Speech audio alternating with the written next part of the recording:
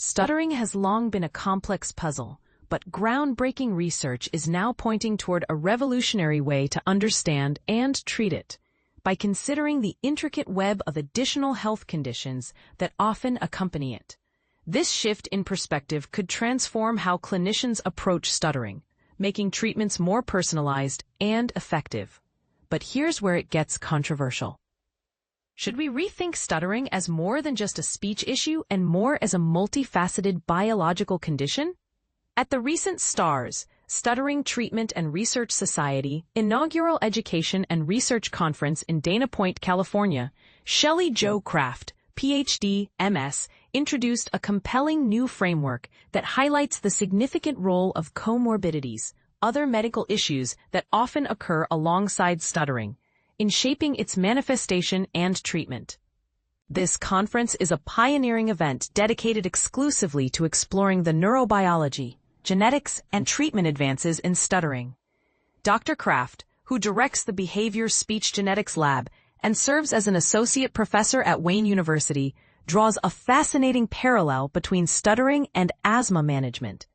Just as asthma treatments now routinely evaluate and address related conditions like allergies and inflammation to better control the primary disorder, she proposes that stuttering treatment should similarly incorporate screening for associated issues, such as metabolic or gut-related problems, attention deficit hyperactivity disorder, ADHD, disrupted sleep patterns, respiratory diseases including asthma, inflammation, and allergies. This holistic viewpoint challenges traditional treatment models that focus narrowly on speech symptoms. Digging deeper into the genetics behind stuttering, recent genome-wide association studies, GWAS, have uncovered intriguing gene connections linked to the disorder.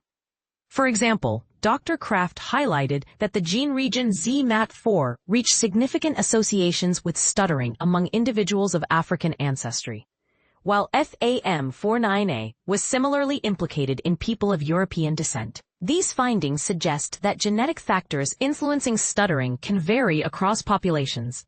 One gene stands out in particular: the SSU2 homolog, SSUH2, a protein-coding gene tied to muscle function. Interestingly, SSUH2 has been connected to rippling muscle disease, RMD, a rare childhood-onset muscle disorder characterized by heightened muscle excitability. The similarities to stuttering raise fascinating questions about shared biological mechanisms. Furthermore, SSUH2 is expressed in parts of the digestive system, often referred to as the second brain.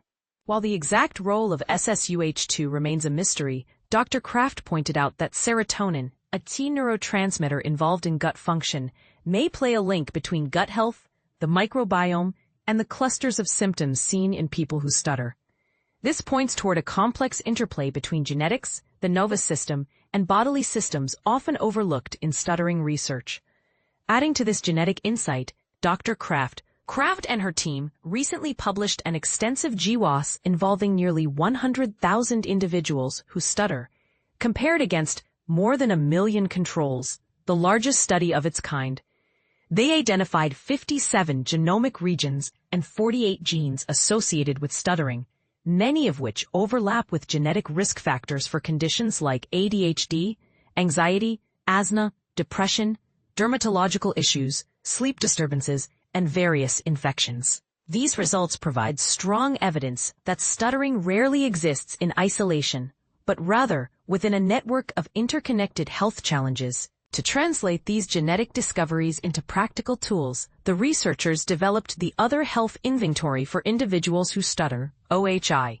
This innovative questionnaire, accessible via QR code, allows individuals to report symptoms related to multiple health domains without requiring formal diagnoses.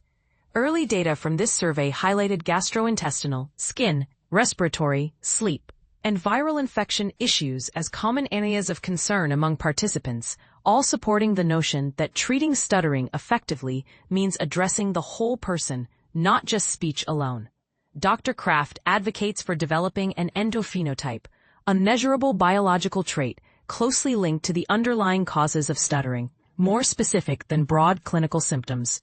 In her words, an endophenotype is a reliable, heritable biological marker that reflects the functioning of a discrete system within the body, and can bring us closer to the root causes of stuttering. Embracing this approach could revolutionize how the medical community identifies and supports people who stutter, by moving beyond purely speech-focused assessments to include biological and comorbidity screening. So what does this mean for patients and clinicians? Dr. Kraft emphasizes the urgency of integrating screening, evaluation, and treatment recommendations for relevant comorbid conditions within stuttering care protocols. This could ultimately improve outcomes by tailoring treatments to each individual's unique constellation of symptoms and underlying biology. And here's the part most people miss. Could this integrative approach reshape how society views stuttering itself? Are we ready to acknowledge that stuttering might be a symptom of broader systemic issues rather than a standalone condition? This perspective raises important questions about stigma, treatment accessibility, and research priorities. What are your thoughts? Do you agree that it's time to expand our understanding of stuttering beyond speech alone? Or do you think focusing too much on comorbidities risks diluting attention from core speech therapies? Share your opinions and experiences. The conversation is just beginning.